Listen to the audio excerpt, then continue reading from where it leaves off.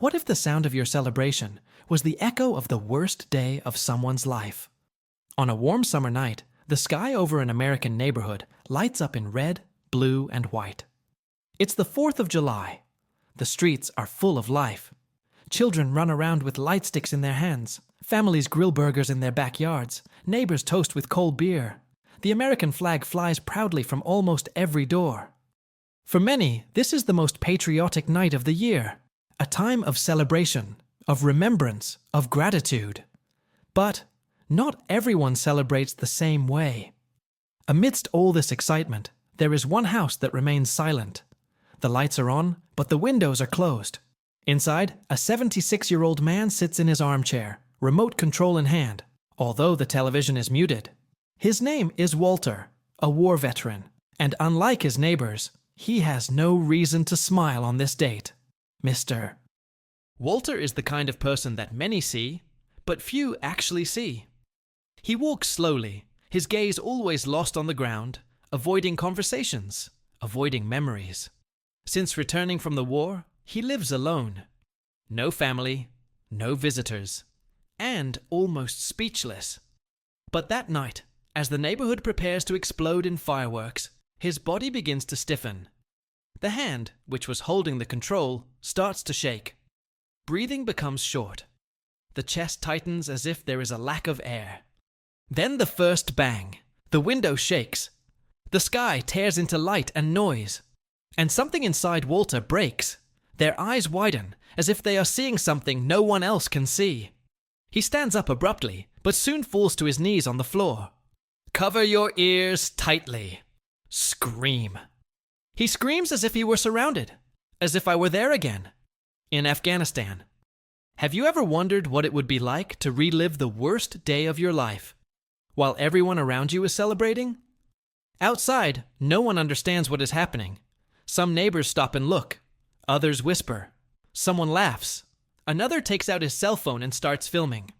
He must be drunk, says one. Crazy, says another. Nobody approaches. Nobody asks if he's okay. And for a few eternal minutes, Walter remains there, alone on the floor, fighting a war that never ended for him. That's what we're going to talk about today. About the type of war that doesn't end with the end of battles. About the type of soldier who, even after returning home, never makes it back completely. And about how ignorance and neglect can hurt more than any explosion. What you discover now may surprise you, and perhaps change the way you see those who carry invisible scars.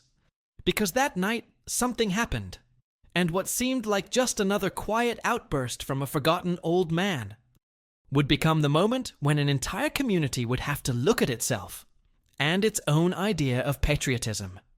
But it all started with that boom in the sky and the muffled scream of a hero on the ground. Walter remains motionless on the living room floor. The noise of the fireworks outside continues, each bang cutting through the silence of the house like an invisible knife. He covers his ears more tightly, but it's useless. The sounds don't just come from outside. They come from within, too. They are engraved in the memory, on the skin, in the chest. Outside, a child sets off a firecracker and screams with excitement. Walter, curled up like a child in the fetal position, lets out a muffled moan. His mind is far from there. The smoke from the fires turns into dust from explosives. The lights in the sky turn into bomb flashes. And the neighbors' voices disappear, replaced by screams in other languages, orders to attack, footsteps running through mud and blood. The cold floor of the room is now the hot floor of the desert. He hears the military radio screeching in his head. The sharp crack of a gunshot echoes. Someone asks for help. Another screams that he was hit. He tries to get up like he did on the battlefield, but the body does not obey. He's stuck there, between the past that no one has seen and the present that no one understands. And the most painful, nobody asks if he needs help. No one even approaches. On the sidewalk, a group watches from afar. A teenager records with his cell phone. A couple whispers with a look of contempt. A lady crosses her arms and shakes her head, as if this were just another ridiculous scene from an unbalanced old man. No one imagines that strange old man once carried on his shoulders the weight of saving lives on a warfield. That he was decorated. That he bled for a country that, today, barely remembers that he exists. It's at this point in the story that I need to make space for you, who are watching. Because if at any point this story touched you, if it reminded you of someone, or simply made you think about how many silent heroes are around us, tell me here in the comments. Sometimes all a Walter needs is for someone to finally see his pain. Let someone listen. For real, when you comment, when you like this video, or subscribe to the channel, it's not just a button you're clicking. You are helping this message go further. It's saying, these stories matter. It's making other people see what was invisible for so long. So, if this topic made sense to you, if it left any mark, share here what moved you the most. This is how we build a community of empathy, respect, and memory. And yes, that's what keeps this channel alive, producing content that honors those who truly deserve to be remembered. And while the sky outside continues to explode with fireworks, and the neighborhood continues to celebrate without knowing what just happened in that house, one thing begins to change. A small detail, a look, an attitude. Because sometimes, all it takes is one person to pay attention, for everything to start transforming. Walter's scream was not just a sound. It was a tear in the soul. A raw lament, suffocated by years of silence. When he threw himself onto the living room floor, his knees creaking under his own weight and his elbows shaking as he supported his body on the cold floor. It wasn't just any act of desperation. It was the body responding to the trauma that the mind can no longer hide. As if every explosion outside was a siren inside his chest, announcing that, for him, the war is not over yet. He covers his ears tightly, his eyes are squeezed, his face is contorted with pain. Not physical pain, but pain that time cannot heal, because it cannot be seen. Each explosion pushes him back into a burning desert, where the air burned, screams called for help, and fear was his only constant companion. His breath hitches, his hands shake, his forehead shines with cold sweat. The old hero is back on the battlefield, and no one around has any idea. Outside, the loud music continues. The smell of roasting meat fills the air. People laugh, toast, set off fireworks as if they were celebrating the end of a war that, ironically, still burns inside a man on the other side of the street. A boy points and laughs, finding it funny to see the old man freaking out. A woman walks away, clutching her bag to her chest, as if he were a danger. A man shakes his head and says, "I should be in an asylum." Nobody approaches. Nobody asks his name. Nobody offers a glass of water. The hero is invisible, like so many others who live among us, with uniforms in his memory and battles in his eyes. The floor of the room, where Walter writhes, is rough. He feels the old wood beneath his fingers. But in the mind, it's the sandy soil of Afghanistan. He sees the faces of his companions. One of them, his leg was crushed under a tank. Another, with empty eyes, staring into space after a surprise attack. Walter wants to shout at them, warn them, help them, run. But all he can do is tremble, as reality and the past mix like spilled paint. The television remains silent, lighting the room with flashes of static images.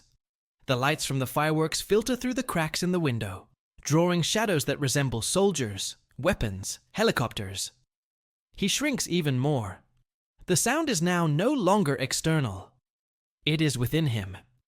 It's the sound of shots, of orders, of the last words of a young soldier in your arms. "Tell my mother that I tried to come back." Walter never told anyone this sentence, and maybe that's why it hurts so much tonight. Because not even the body can anymore hide what the spirit has been carrying for decades. And then the question remains, how many wars still live inside those who returned from it? The answer is not in books, neither in medals nor in commemorative dates. It is in the empty eyes that avoid contact, in long silences, in the nightmares that make a man cry in the middle of the night. It's in the way you walk slowly, like someone stepping on mined ground, even on common sidewalks. It's in the smiles that don't go beyond the mouth, on birthdays spent alone, in the letters kept, in the hidden photos, in the dates that the world forgets, but that the veteran can never erase. And when he tries to speak, almost no one listens. Because the words come with difficulty, dragged like someone trying to push a tank with their hands. Society expects him to get over it, move on, live in the present. But the present for him is a minefield. Every loud noise is a trigger. Every new face can be an enemy. Every silence, a memory that comes back like a well-aimed shot. How many times did Walter try to leave the house and turn back before crossing the sidewalk, afraid that someone would look too much, ask too many questions, or just ignore him as usual? He doesn't want applause. He doesn't want speeches. No canned tributes. Walter just wanted not to tremble when he heard fireworks. I just wanted to sleep without reliving the battlefield. I just wish that, at least once, someone would look at him and see more than a strange old man with a distant look. He wanted someone to see the soldier still alive inside him. The man who risked everything for people who today treat him like a burden. Now, I want to go even deeper into this subject, because there is a detail in this story that has not yet been revealed. A moment that changes everything, not just for Walter, but for the entire neighborhood around him. A hidden truth, buried in time, about to come to light when no one expected it. But before continuing, I want to invite you to leave a word here in the comments. Something simple but powerful. Right there, I see Walter. Because just by you writing this, it shows that you are seeing far beyond the surface. The lights still dance in the sky. The fireworks continue to explode as if the world is celebrating some victory. But there, lying on the cold living room floor, Mr. Walter experiences silent defeat. One of the cruelest. The defeat of dignity. The abandonment. Invisibility. Because there is no greater pain than being ignored by those for whom you once risked everything. Indifference weighs more than any weapon. Outside, people pass by his house as if they were watching a strange, grotesque spectacle. Some whisper, others laugh. A young man films with his cell phone, focusing on the zoom like someone hunting for likes, not like someone seeing a broken human being on the floor. Walter is still there, his face wet with tears, his body bent with anguish, and his soul completely exposed, stripped of any armor. His mind opens doors that should never have been reopened. He sees the face of Travis, the soldier who was bleeding in his arms as gunshots came from all sides. "Don't leave me, Sergeant. Don't leave me," Walter screams again, but here and now no one understands. Because this war has no translation. There are no subtitles. Only those who were there know the weight of those words. On the living room floor, he clings to the curtain rod as if it were a fallen colleague he was trying to drag. Your knees grate on the floor.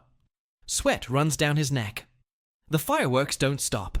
They surround him, like invisible enemies that explode out of the sky and into his chest.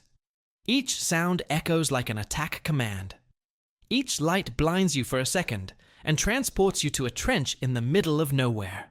And the saddest thing? He came back alive. But no one welcomed him back. Not with respect. Not with empathy. He returned to a country that screams freedom, but silences its own heroes. Who displays flags on balconies, but does not recognize who bled for them.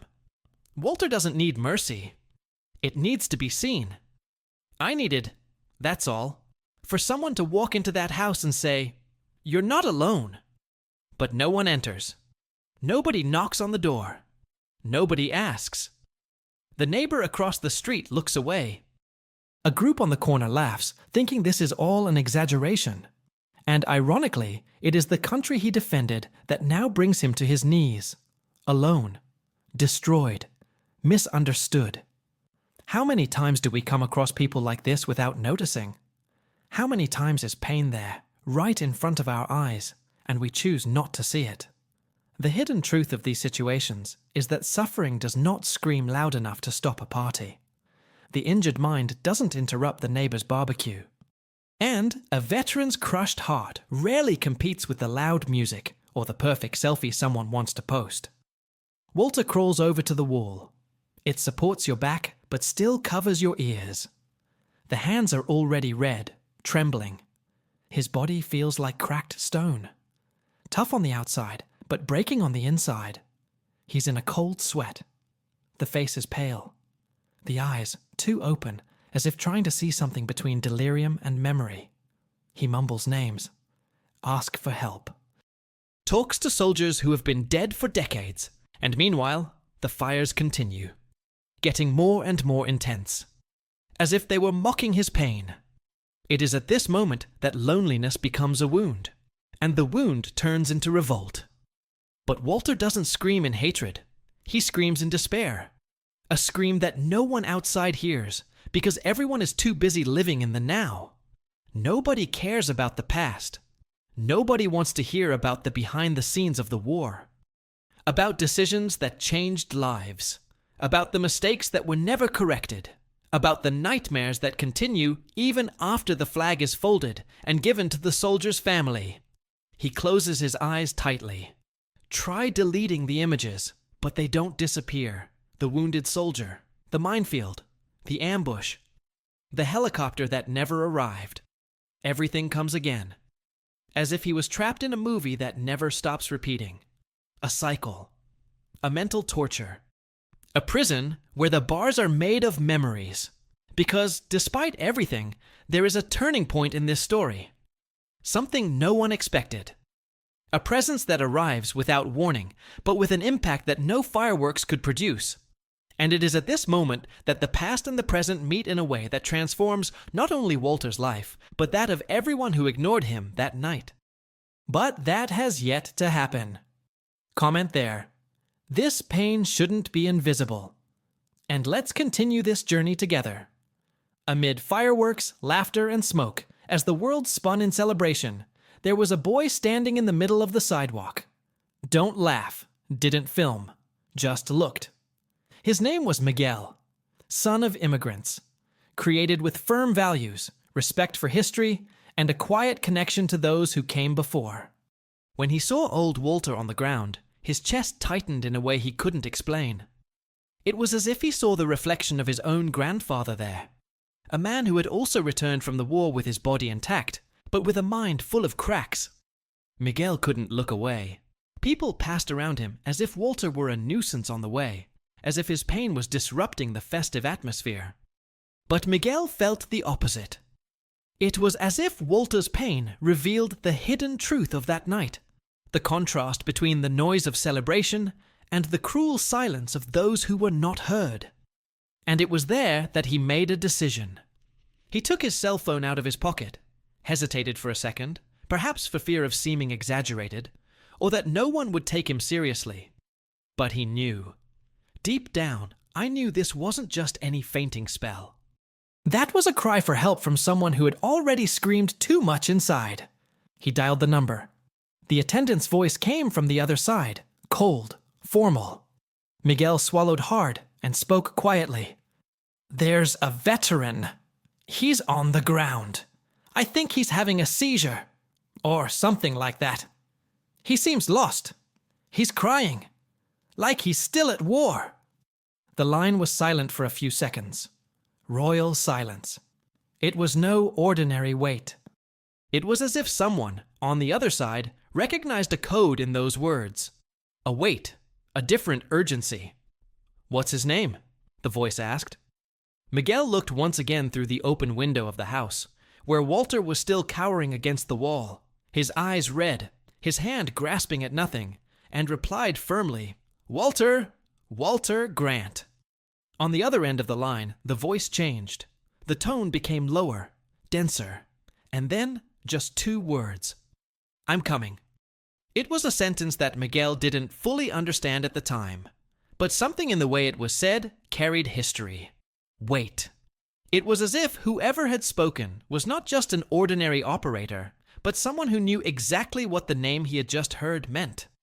Walter was still shaking on the floor, but something was beginning to change in the environment. The collective indifference of the street was no longer so solid. Some people noticed Miguel's still look and fell silent. A neighbor stubbed out his cigarette and looked up from his cell phone. A lady slowly approached the fence, as if she was trying to understand what that boy saw, and that she still couldn't see. Deeper transformations sometimes start in the details, in the discomfort that pokes your chest, in the desire to do something when everyone prefers to look the other way. And that night, Miguel was the only one who heard the scream that no one could hear.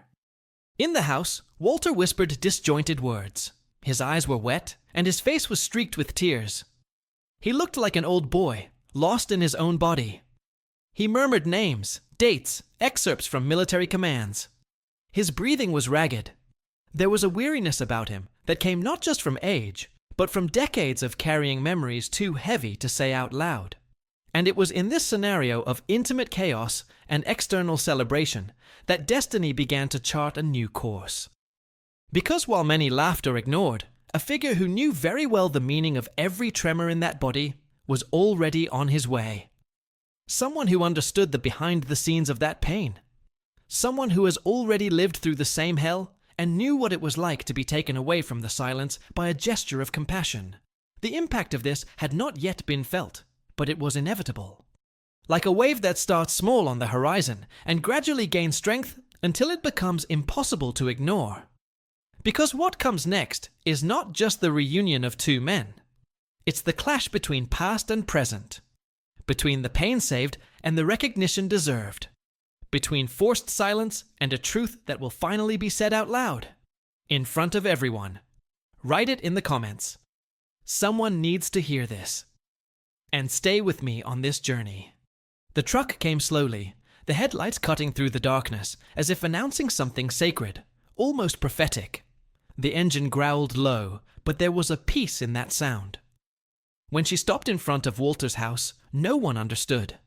Some people turned around, curious. Others walked away, as if they sensed that this was not just any visit. There were no sirens, no bright uniforms. Just one man. A single man. Uniformed. With a face marked by time, and the broad shoulders of someone who has already carried more than their body can handle. He went downstairs in no hurry. The steps were slow, steady, almost ceremonial. And even without saying a word, his presence seemed to silence the entire street. The laughter stopped. The nasty comments withered into the air. Even the fireworks seemed to explode further away, as if they respected that moment. He walked to the door of Walter's house, as if he already knew the way. And in a way, I knew it. Because it wasn't the first time he'd encountered the fallen sergeant. I had seen that look before. Not at parties, but on war camps, in makeshift shacks, in sandholes where death whispered in the ears of every soldier. She knelt down beside him. I didn't say hi. He didn't ask what happened. He just approached with a silence full of memories. He touched Walter's shoulder lightly, as if waking a sleeping brother after a long mission. And then, in a whisper that only the two of them seemed to hear, he said, "Sergeant Grant, mission accomplished. They are safe. You saved us." Walter opened his eyes with difficulty. He was still shaking. The mind still wandered between trenches and explosions. But that voice he recognized. It wasn't just a memory. It was an anchor, a bridge between hell and now. He tried to say something, but his throat gave out. Only tears flowed, this time without pain, but with relief. He held the man's arm tightly, as if, for an instant, he felt firm in his own hands again, and cried. Cry of a returned soldier.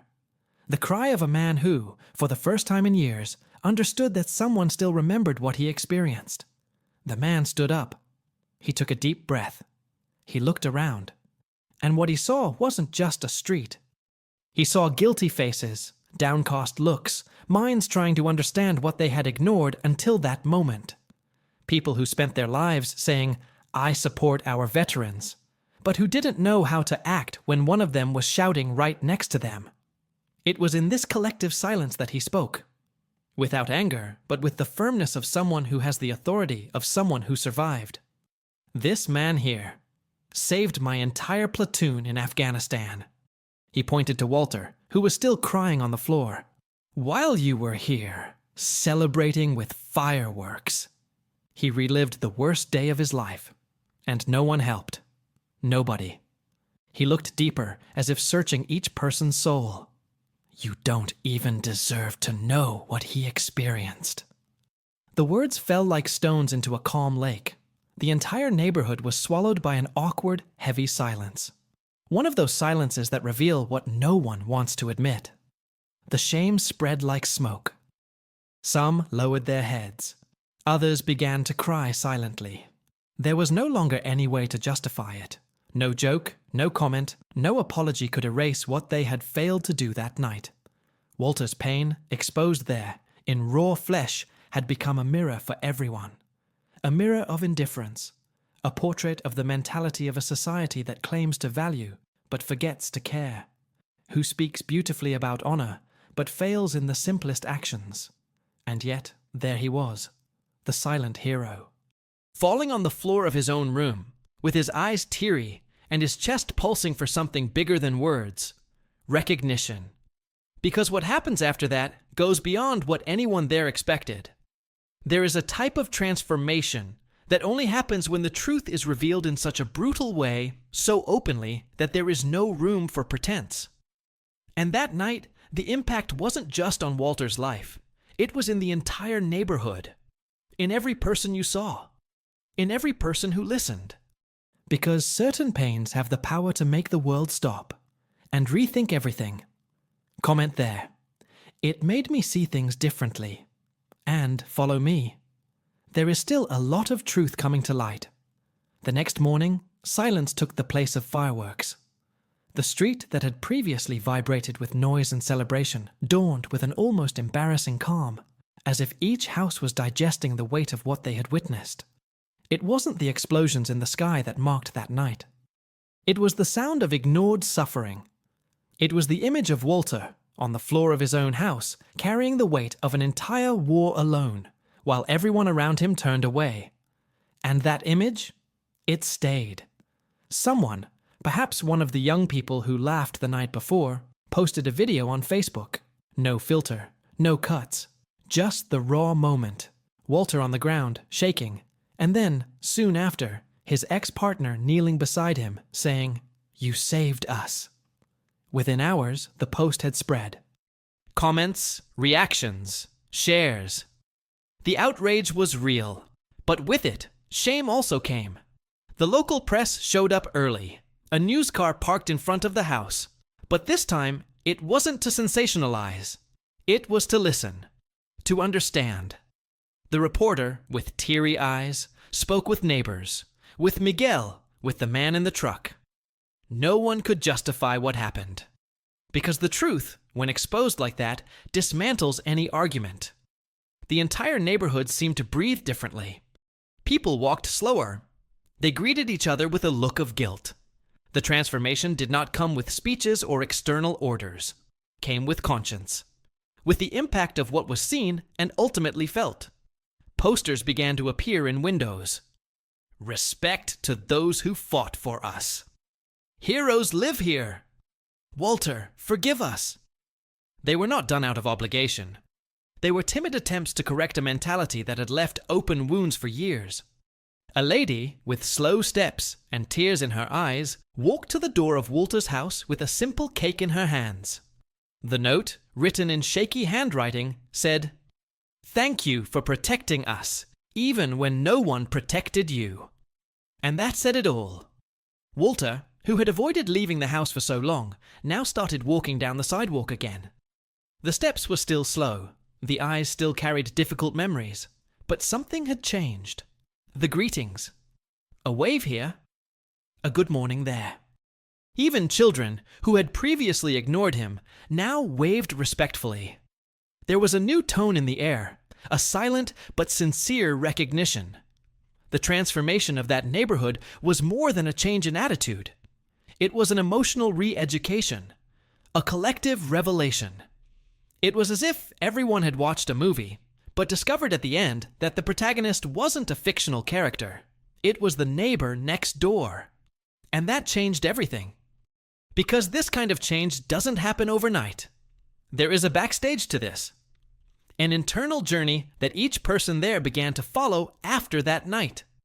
This is what we will continue to explore.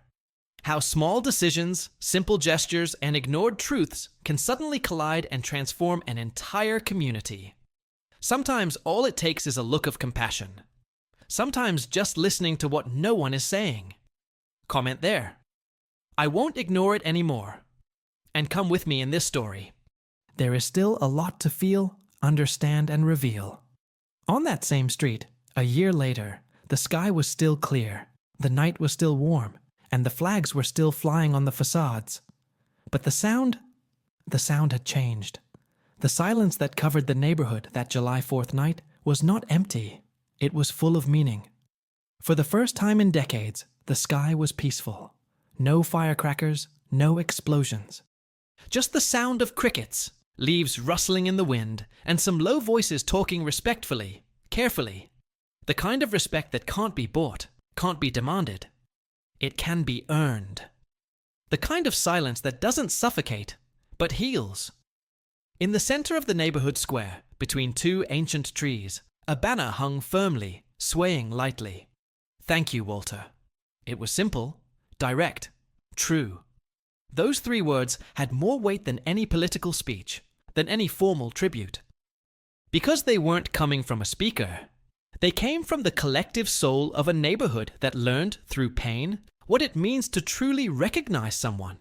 And in the middle of the square, there was a chair. Not just any chair.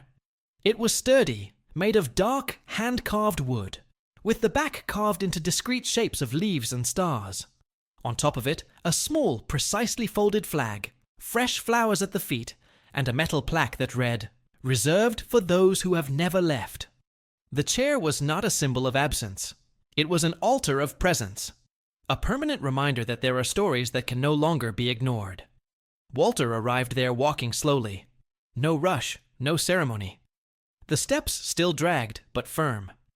He wore a simple shirt, starched pants, and on his shoulders, the same posture as always. Humble, but whole. Next to him, Miguel, the boy who had done what no one else had the courage to do. Now older, more mature, with attentive eyes, like someone who knows the value of silence, the value of listening, the value of a decision. The whole neighborhood was watching him, but not like before. Not with fear, not with disdain. It was a look of admiration, a look that said, "It took us a while, but now we understand." When Walter reached the chair, he stopped for a second.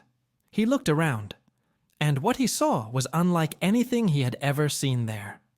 People of all ages, many with teary eyes, others with their hands on their chests. There was no noise. There was no euphoria.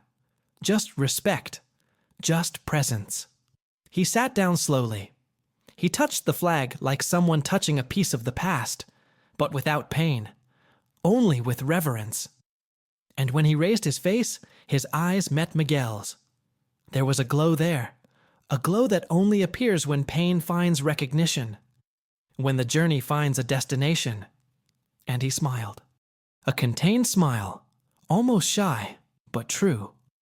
The kind of smile that comes when the heart finally feels like it belongs somewhere. Walter never wanted tributes. He never asked for them.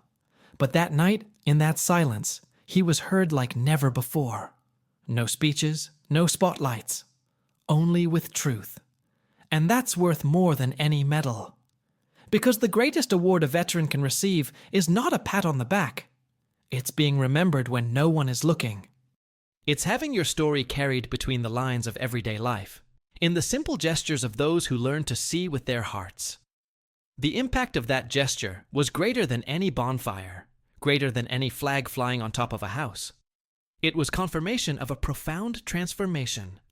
The revelation that the true tribute is not in the show, but in the listening. In the courage to stop everything and say, "We made a mistake, but now we are here."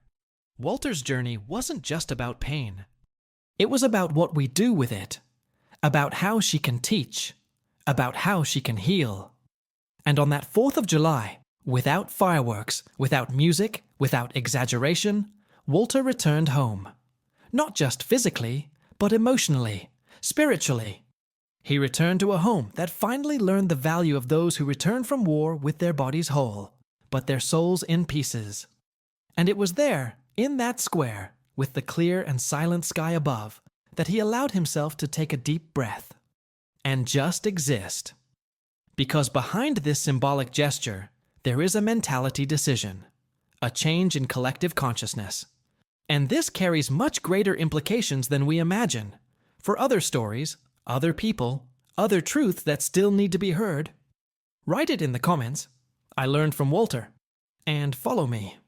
We still have a lot to reveal about the power of listening. Really, if you've made it this far, it's because this story spoke to you somewhere deep. Maybe it reminded you of someone. Maybe it made you see the world with different eyes. And if so, if at some point you felt that this message needed to be said, then this journey was worth it. Leave the sentence here in the comments. I listened to Walter until the end. Just so I know that you walked with me until this last stretch, and that somehow we connected with this story. Enjoy and leave a like on this video. It's not just an automatic gesture. It's a way of keeping this conversation alive, of showing that content like this still has space in the midst of so much rush and noise. And if this made sense to you, if this type of reflection touches you and transforms you, subscribe to the channel. We are just starting to tell stories that matter. Stories that don't scream, but that stay. There is a video here that complements this topic. Click and stay with me there. The next story may touch you even deeper.